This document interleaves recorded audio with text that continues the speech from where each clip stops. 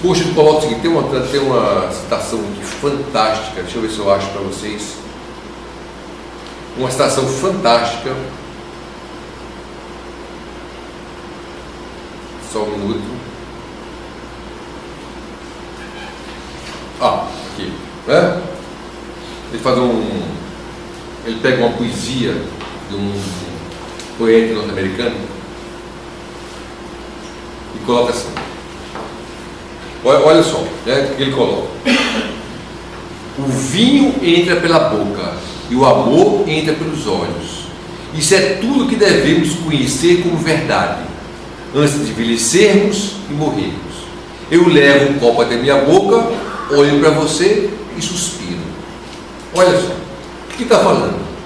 Que interessa naquele momento,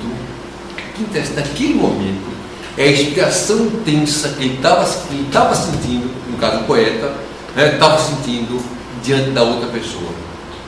Então ele diz assim: pego o vinho, sinto, olho para você e suspiro. Olha o momento de inspiração intensa que ele coloca. E aí ele vai colocar aqui, falando ainda da questão da alteridade. E dessa relação da parte do eu isso, com o objeto. No último parágrafo da página 24, utilizando primariamente como meio para um fim. Existe muito mal entendido relacionado à concepção, à atitude eu isso. Não é a existência da atitude eu isso que está errada. Ou seja, não é viver no mundo isso que é errado, porque é o mundo organizar as coisas. Nós vivemos no mundo isso, inevitavelmente. Nós vivemos. E o Buber coloca lá no livro dele, no YouTube, nós precisamos do mundo isso para viver. Nós precisamos do mundo isso para viver, que é o mundo organizado das coisas. No entanto, aquele que vive só no mundo isso não é homem. Olha como ele coloca, aquele que vive só no mundo isso não é homem. Por quê? Porque o que define o ser humano é a relação. Nós somos seres relacionais e não existe possibilidade de psicoterapia se não for através da relação. Então, assim, o outro no processo terapêutico não é um objeto defeituoso. O outro não é um objeto que precisa ser consertado. Eu não estou interessado em descobrir as suas patologias e os seus transtornos. Eu estou interessado na relação com o outro. É isso que vai fazer com que ele possa elaborar e reelaborar as suas situações significativas. Eu não tenho que afirmar a sua parte transtorno, a sua parte patológica. Eu tenho que afirmar a sua parte saudável. Olha só, não estou dizendo, por favor, não me compreenda mal, que eu não estou dizendo que a psicopatologia não é importante. É importante. É importante saber a psicopatologia. No entanto, o que eu estou falando é que no princípio dialógico da psicoterapia, a relação autêntica ela é fundamental para o processo. Ela é fundamental para o processo. Tudo bem? Bom, vamos lá.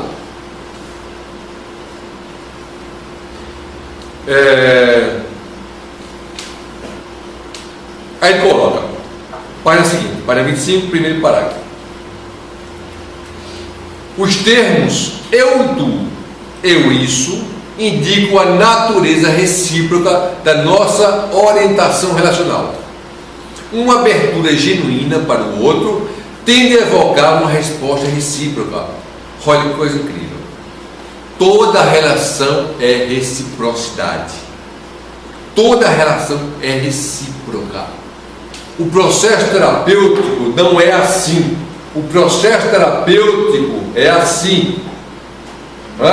Porque existe reciprocidade. Eu sou afetado pela experiência do meu paciente.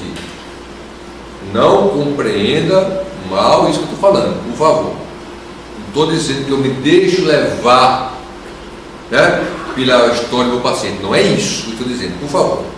Eu estou dizendo que existe, né, uma relação tão autêntica entre paciente e psicoterapeuta que os dois são afetados. Eu posso dizer de outra maneira, eu posso dizer assim: em uma relação terapêutica, ninguém sai impune.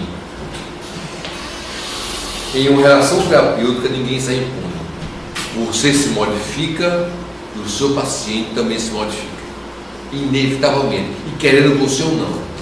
E até algumas correntes tentam negar isso, pregando uma tal de neutralidade, né? Que é uma grande farsa, uma grande mentira, né? Porque no processo relacional a neutralidade não existe. Existe neutralidade quando, a partir do momento que eu não me deixo envolver com a história do outro, no sentido que eu afete eu conto a minha história para que o outro seja afetado, ou que eu julgue o outro, ou que eu julgue a experiência do outro. Neutralidade nesse sentido, tudo bem, mas neutralidade em termos de relação, por favor, não me venha dizer que o processo terapêutico ele é baseado no processo de neutralidade. Neutralidade não existe. Existe a afetação. O que existe é ser afetado pelo outro. Então, entre o paciente e o seu terapeuta, existe, na realidade, uma relação tão intensa. Claro que é intensa. Nós estamos falando de uma carga emocional absurda, amplificada e intensificada, né, pela estrutura da própria terapia, ou seja, pelo ambiente controlado que é um consultório e pela prática metodológica e pela prática teórica da própria teoria, da própria abordagem que nós escolhemos. Então, o processo ele é terapêutico como um todo. O processo não é terapêutico com um lado só.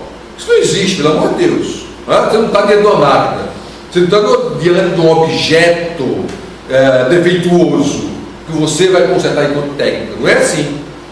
Bom, então o que ele fala é que é a questão da reciprocidade.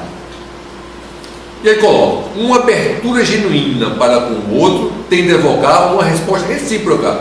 Se os outros sentem-se tratados como objeto por nós, provavelmente irão se aproximar com essas intenções. E dá um exemplo prático, tá? E ele vai colocar embaixo: a vida humana consiste em ambos os relacionamentos, eu, tu, eu, isso. E aí ele retoma a teoria burberiana, que é justamente dessas formas de relação. Nós nos relacionamos dessas duas formas. Tudo bem? Certo? Daqui a pouco nós abrimos para as dúvidas, para as discussões. Bom, e aí no último parágrafo, da página 25, né, o Heisler coloca o seguinte: por entre, né, ou seja, pelo conceito de compreender a palavra entre aspas, tá? Buber refere-se à esfera da qual todos participamos quando estamos envolvidos e verdadeiramente interessados. Só que eu tenho que compreender o seguinte, tá? Quando nós falamos o seguinte: para haver fotografia tem que haver presença. Agora, quando eu falo presença, por favor, não compreenda presença como a estrutura física em si, né? Estar presente, né? Estar no aqui e agora, né? Vivenciando o seu aqui e agora. Então, a fotografia ela precisa, na verdade, que o outro torne-se presente, né? Inclusive, já que ele falou nisso, tem até um livro interessante, né, do John Stevens, chama-se Tornar-se Presente, que é um coletânea de texto, muito legal também, tá? Os primeiros textos de gastroterapia, os primeiros livros, eu indico a vocês, leiam os clássicos da gastroterapia. Acho que é importante ler os clássicos. Isso é Gestalt, Testemunho Ocular Terapia. Na verdade, são livros que foram transcrições dos workshops do PELS, tá? Bom, vamos lá.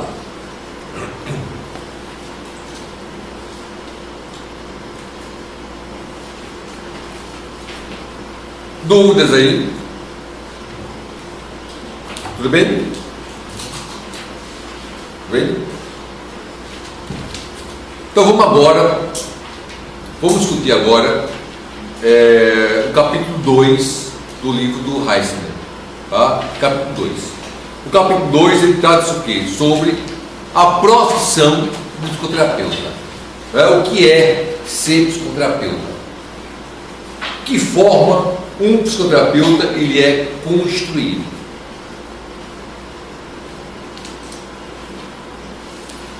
É o seguinte, olha como é que ele inicia, né, o capítulo do livro dele, capítulo 2, tá? Página 27.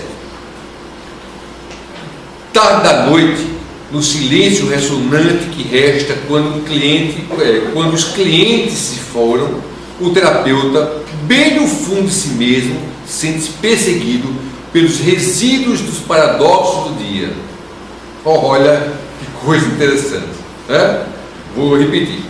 Tarde da noite, no silêncio ressonante que resta quando os clientes se foram, o terapeuta, bem no fundo de si mesmo, sente-se perseguido pelos resíduos dos paradoxos do dia. Lógico, imagine você passar o dia atendendo, passar a noite atendendo, no finalzinho, quando ressoa o final das sessões, onde você está sozinho. Será que você não é afetado pelos resquícios do que aconteceu durante o dia, daquela carga emocional que você teve durante o dia? Imagine a cena. E ele diz, ele busca desesperadamente respostas definitivas. Não encontra nenhuma, pois esses são os paradoxos inerentes à prática da psicoterapia. Eles existem independente da orientação teórica do terapeuta. Por mais que você tente compreender o seu paciente, a vivência dos seus pacientes, sempre vai restar aí um número quase infinito de interrogações. Interrogações assim, quem sente verdadeiramente? Quem é o outro dentro de mim? Como é que o outro me afeta? E muitas vezes assim, o que eu estou sentindo? Como é que essa carga emocional do outro, ela gera em mim toda um frenesi de emoções. Você fica às vezes desnorteado, você é bombardeado por experiências de outros. E aí ele vai dizer o seguinte, o cerne desse paradoxo é que em um único ser humano deve ser cuidadosamente integrado uma série de características humanas aparentemente conflituosas. É da essência da prática do terapeuta evocar fortemente a tensão das polaridades opostas. Lógico, e aí é um ponto crucial a gente compreender agora, que polaridades é um trabalho feito na Gestalt terapia também. Ou seja, a integração dessas polaridades. O que eu chamo de polaridades? Alegre, triste. Imagine. O que mais? Bom, mal. Certo, errado. Imagine. Então nós vivenciamos essas polaridades a todos os momentos. Todos os momentos estão presentes essas polaridades. Que apesar de chamarmos polaridades, todas elas fazem parte de mim, inevitavelmente. Olha só, todas fazem parte de mim. A integração dessas polaridades, que é um fator crucial para o psicoterapeuta, para o processo terapêutico. Vamos lá, olha o que ele coloca aqui. Na página seguinte, primeiro parágrafo. O paradoxo primordial é a tensão, um dos paradoxos que nós vivenciamos na profissão do psicoterapeuta, é a tensão sempre presente das dimensões subjetiva e objetiva na psicoterapia. O processo de cura em psicoterapia requer, até mesmo exige, um grande envolvimento pessoal da parte do psicoterapeuta. Ao mesmo tempo, ele precisa manter a objetividade apropriada. Isso aí é uma questão altamente significativa. Por quê? Porque o processo terapêutico em si não é palpável. Vamos dar um exemplo? o meu paciente está falando sobre a intensidade do que ele vivencia. Ocorre alguma coisa na vida dele e ele está falando daquilo intensamente. Lembre-se, nem tudo o que eu sinto eu consigo transformar em palavras. Concorda? Nem tudo que eu sinto eu consigo transformar em palavras. Esse é o ponto. Tá? Bom, do outro lado está o psicoterapeuta apreendendo o que você está me falando, ou seja, a sua história de vida, as suas questões significativas, intensamente significativas. Mas de que forma eu consigo me apropriar do discurso do outro, ou da vivência, não vou falar de discurso, da vivência do outro? De que forma? Através das palavras dele, né? Olha, se eu estou dizendo de um lado que eu não consigo nem sempre transformar os meus sentimentos em palavras, e você vai se apropriar da minha vivência através do meu discurso, o que significa isso? Que eu tenho um embate muito grande entre objetividade e subjetividade. Olha só, significa que você está compreendendo o seu paciente, nem sempre é o seu paciente. A ideia que você faz sobre o seu paciente é a sua ideia e é da sua responsabilidade. Não significa que ele é isso ou é dessa forma. Olha só, isso é importante para ele compreender. Por quê? Porque a ideia que nós fazemos do outro é de minha responsabilidade.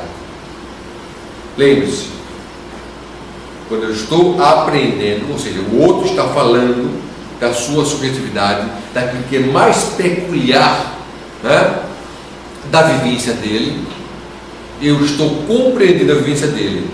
Mas quem prova que a minha compreensão ela é verdadeira? Que aquilo que é o outro, não tenho como. Eu estou partindo do princípio que eu o compreendo. Olha bem, é por isso que muitas vezes você pode destoar um pouquinho nessa relação terapêutica. O que é destoar? Destoar no sentido de que o paciente fala alguma coisa e você acredita que compreendeu aquela vivência e você faz uma intervenção em cima da sua compreensão. E às vezes não é aquilo exatamente que você compreendeu. Ou seja, são, na realidade, significações do processo terapêutico. São várias significações. Não acontece uma coisa só não. Acontece também distorções na relação terapêutica. Tá? Vamos lá. Olha o que ele diz. O terapeuta precisa ter uma quantidade substancial de conhecimento sobre os seres humanos em geral. Porém, precisa sempre se esforçar para apreciar profundamente a experiência única da pessoa sentada à sua frente. Porque por mais experiência que você tenha, o outro sempre é diferente. Quem senta na sua poltrona no consultório sempre é uma pessoa diferente, com vivências diferentes. E por mais que você tenha uma vasta experiência sobre o comportamento humano, sempre aquele te traz uma nova visão, uma nova concepção e uma nova compreensão. E ele diz: surge então, para o psicoterapeuta, a necessidade de integrar as dimensões objetivas e subjetivas de forma harmoniosa. O que significa? Que eu preciso levar em consideração que eu tenho experiências vivenciadas e essas experiências vivenciadas são cruciais para compreender o outro. No entanto, a compreensão daquele outro que está dentro de mim é de minha responsabilidade. Eu não posso cronificar ele. Então eu digo assim: eu me irrito, o paciente fala para você, eu me irrito facilmente, eu não consigo no meu ambiente de trabalho ficar sem me irritar. Eu me irrito com meus colegas, a postura do meu chefe, eu não consigo aceitar isso. Eu não posso pegar esse discurso do meu paciente e cronificá-la, e cristalizá-la. Eu não posso falar isso. Por quê? Estou falando de vivências, carregadas de emoções que são geradas a partir de um momento significativo da vida dele. Entende? Então a forma como eu apreendo, não é apreendo o meu paciente é de minha responsabilidade. Tudo bem? Então vamos lá. Olha o que ele coloca aqui. Na página 29, logo em cima, na continuação do parágrafo anterior. Buber sugere que o psicoterapeuta precisa desenvolver a habilidade aparentemente contraditória de manter uma presença distanciada. Olha, como é que eu posso compreender presença distanciada? O terapeuta deve estar totalmente presente e simultaneamente ser capaz de refletir sobre o que está sendo experienciado num dado momento. O processo terapêutico exige que ambas as dimensões da existência, a subjetividade e a objetividade, sejam habilmente mescladas. Entende? Então, o termo que ele usa aqui, do Buber, que seria uma presença distanciada. Você conseguir, na realidade, em alguns momentos, se distanciar para compreender a vivência que está ocorrendo naquele momento. Certo? Tudo bem? E aí ele coloca o seguinte: o aspecto mais exigente da profissão, ela requer que o terapeuta simultaneamente integre a arte, a ciência da psicoterapia, que é outra discussão tremenda. Por quê? O que é esse, professor? Esse é o problema. No final do parágrafo 2, do parágrafo 1, finalzinho do primeiro parágrafo. Achou? Mas de que página? Página 25, 29. Página 29, final do segundo parágrafo, do primeiro parágrafo. Final mesmo. Acharam?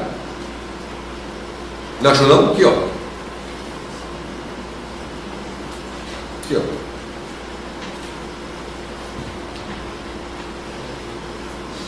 Este é talvez o aspecto mais... Achou? Vamos lá. Este é talvez o aspecto mais exigente da profissão. Ele requer que o terapeuta simultaneamente integre a arte e a ciência da psicoterapia. A negligência de uma das duas resulta num desserviço ao cliente.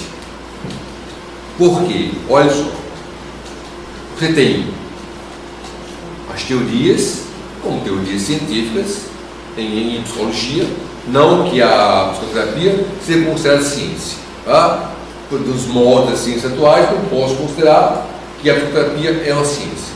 Mas eu tenho que integrar ciência e arte. O que ele fala? Arte do encontro.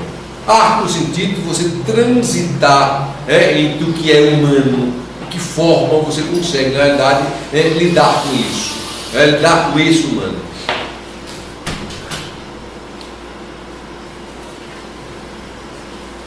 Tudo bem? Aqui na página, eu estou pegando os pontos cruciais, tá? E aí vocês vão ter um mês para ler o livro todo. Só estou dando a introdução para não ficar perdido. Página 30, primeiro parágrafo. Página 30, primeiro parágrafo. Ele coloca: a disciplina da psicoterapia coloca grandes exigências na pessoa do terapeuta. O terapeuta é constantemente confrontado com aquilo que não quer encarar. Sempre digo aos meus alunos que questão... Olha só, e aí é um ponto que precisa fazer um comentário antes de continuar.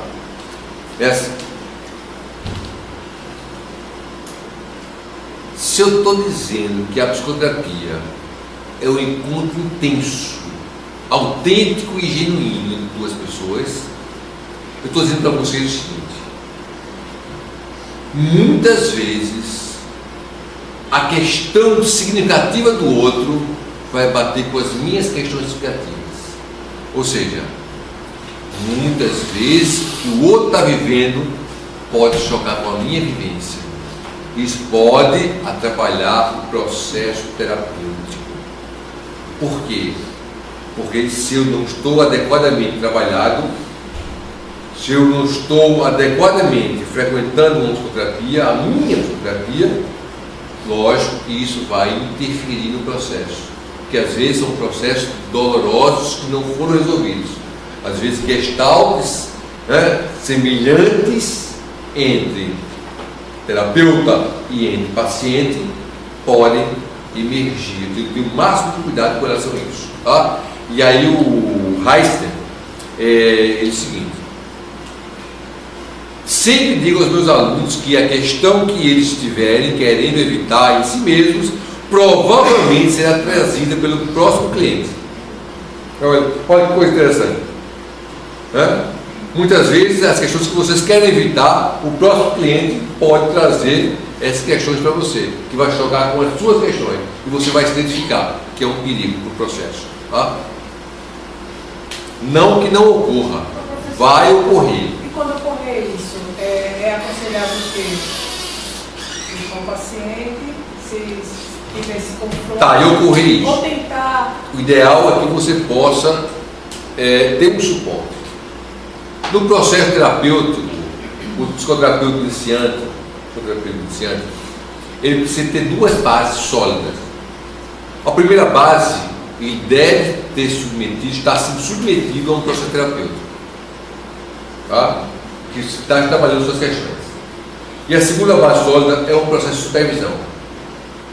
Tem que haver supervisão para o terapeuta iniciante. Não é para não errar, isso não existe. É para minimizar os erros. Minimizar os erros, né, e conduzir o processo.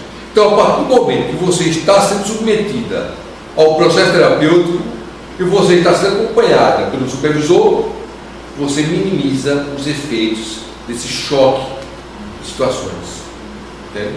Que pode vir assim, sem a pessoa mesmo querer, no caso, né? Sim, mas geralmente sem você querer. A questão de bufo. Claro, geralmente sem você querer. Exatamente e isso. ele trabalhando com o nosso supervisor e o nosso Claro, o seu terapeuta. Muitas questões podem surgir no seu trabalho terapêutico. O cliente está em situações de vida muito próximas ao que está vivendo, e você não vai trabalhar isso com o seu cliente, você vai trabalhar com a sua sessão terapêutica. Não a vida do cliente, mas a sua vida, como está se manifestando na sua vida. Tudo bem? Vamos lá. Aí ele coloca o seguinte: a pessoa do terapeuta está sendo incessantemente forçada a lutar com suas fragilidades, com seus pontos cegos. Olha que coisa interessante que ele está colocando. As suas fragilidades. Todos nós temos fragilidades. Eu, vocês, não importa. Tá? E a todo momento nós temos esse embate, essa luta contínua de lidar com essas fragilidades.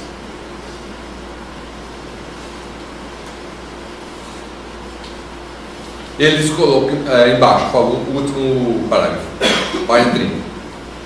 É uma luta tão importante porque, basicamente, o self-terapeuta é o instrumento que será utilizado na terapia. O instrumento precisa ser mantido afinado para responder aos ritmos constantes, olha só, aos ritmos constantemente mutáveis do encontro humano. No processo de cura, a orientação teórica do terapeuta não é tão crucial quanto a inteireza e a disponibilidade do seu terapeuta. O que ele está dizendo? Que nós somos o próprio instrumento. A nossa presença é um instrumento do trabalho terapêutico. O meu self é um instrumento do trabalho terapêutico. Olha só. E outra coisa, ele está dizendo, e aí eu concordo com o Richard Heisler, quando ele diz assim: meu amigo, não importa qual é a teoria que você trabalha, a discussão mais inútil, e aí vamos abrir um parênteses, a discussão mais inútil é discutir qual é a teoria que funciona e a teoria que não funciona. Pelo amor de Deus, não entre nessa discussão. Você não deve entrar na discussão. Todas as teorias, elas funcionam. Todas as abordagens, elas funcionam. Ah, eu escolhi psicanálise. Maravilha. Aprenda psicanálise e pratique a psicanálise. Aprenda a técnica psicanalítica. Ah, eu adoro a TCC. Não tem problema. Você precisa compreender como funciona a TCC e se dedica a ela. Ah, mas eu gosto da Gestalt terapia, eu gosto da Bordageriana, eu gosto do psicodrama, eu gosto das linhas reichianas corporais. Meu amigo, é o seguinte: todas as abordagens, a seu modo, elas funcionam. E não me venham com aquela questão de dizer assim, uma é mais profunda do que a outra. Por favor, não existe balança para a gente colocar para dizer qual é que pesa mais e que pesa menos. Você chama, não é que eu chamo, na verdade, né? De estupidez teórica. Sabe o que é estupidez teórica? É quando alguém diz assim: a minha teoria é mais profunda do que a sua. A teoria Y funciona melhor do que a teoria X. Isso é estupidez teórica. Estupidez teórica. Tá? Por quê? Eu não tenho como colocar isso numa balança e dizer que uma coisa é melhor do que a outra. Porque são meios diferentes, são meios totalmente estruturados, elaborados, epistemologicamente arquitetados para funcionar. E eu não tenho como dizer que uma é melhor que a outra. Por isso que ele está dizendo aqui, independe da teoria. No processo de cura, a orientação teórica do terapeuta não é tão crucial quanto a inteireza e a disponibilidade do servo terapeuta. Olha só, a sua disponibilidade para a relação terapêutica. Lógico que nós estamos discutindo o que agora? Nós estamos discutindo o ser psicoterapeuta. O que é ser terapeuta? E aí ele coloca para o seguinte, primeiro parágrafo: existe também um contraste entre a experiência individual subjetiva do terapeuta e suas habilidades relacionais. O terapeuta precisa entender a experiência do cliente e, ao mesmo tempo, ser capaz de estar em contato com sua própria experiência. Carl Rogers colocou muito bem isso quando ele começou a conceituar a chamada congruência do terapeuta. Congruência do terapeuta. Olha só. Então, congruência é isso aqui, O terapeuta precisa entender a experiência do cliente e, ao mesmo tempo, ser capaz de estar em contato com a própria experiência. É uma tarefa extremamente difícil determinar que focaliza e quando fazer. Determinar o que focalizar e quando fazer. O terapeuta deve ser introvertido o suficiente para ter uma awareness altamente desenvolvida de si mesmo, bem como ser capaz de se relacionar facilmente com as outras pessoas. É óbvio, né? O de ajudar o terapeuta é primordial. Que ele coloca: juntamente com todos os outros dilemas enfrentados por um profissional, ele precisa estar cuidadosamente aware, consciente do que está acontecendo entre ele e o cliente. Por mais que eu entre na vivência do meu cliente, eu tenho que estar ciente, consciente do que está acontecendo na relação. Por quê? Porque eu sou terapeuta, meu amigo, e eu preciso utilizar um instrumental para facilitar a tomada de consciência do cliente. Eu preciso utilizar as intervenções terapêuticas. Eu não posso só estar focado inteiramente na vivência do outro. Eu preciso também estar focado na experiência do outro. Mas eu não posso apenas estar vivenciando que o outro está vivenciando sem esquecer o processo terapêutico, ou seja, sem estar congruente com a minha própria experiência. Eu acho maravilhoso um autor que eu indico a vocês, um livro chamado assim, Grupos, Fugacidade, Ritmo e Forma, da editora Sumos. Grupo, é outro problema que vocês vão ter em encontrar, né, livros bons, né, que não estão sendo mais publicados, lamentavelmente. Mas, grupo, 2 pontos, Fugacidade, Ritmo e Forma, do Afonso Henrique Lisboa da Fonseca. Afonso Henrique Lisboa da Fonseca. Tá? E o Afonso, ele coloca, ele dá um exemplo claramente desse embate da relação terapêutica, ele diz assim, imagine que uma relação terapêutica, né, no momento da relação terapêutica, inclusive o Afonso tem um canal no YouTube, Afonso Henrique, né? Daqui, Afonso Henrique Lisboa da Fonseca. Então, Afonso, não, o nome do livro? O nome Grupo, o livro chama-se Grupo, Fugacidade, Ritmo e Forma. É um livro sobre grupos terapêuticos em psicoterapia fenomenológica existencial. Tá? Em gestalterapia, Rogeriana, Lisboa, Afonso.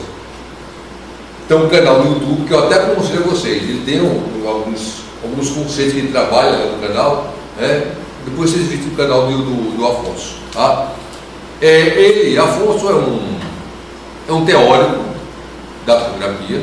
Tá? Ele tem livros, inclusive, publicados com o Carl Rogers. Ele publicou um livro com o Carl Rogers chamado Em Busca de Vida, junto com a equipe do Carl Rogers. O Rogers, a Maureen Miller, o John Wood, que era a equipe que trabalhava com o Rogers. Tá?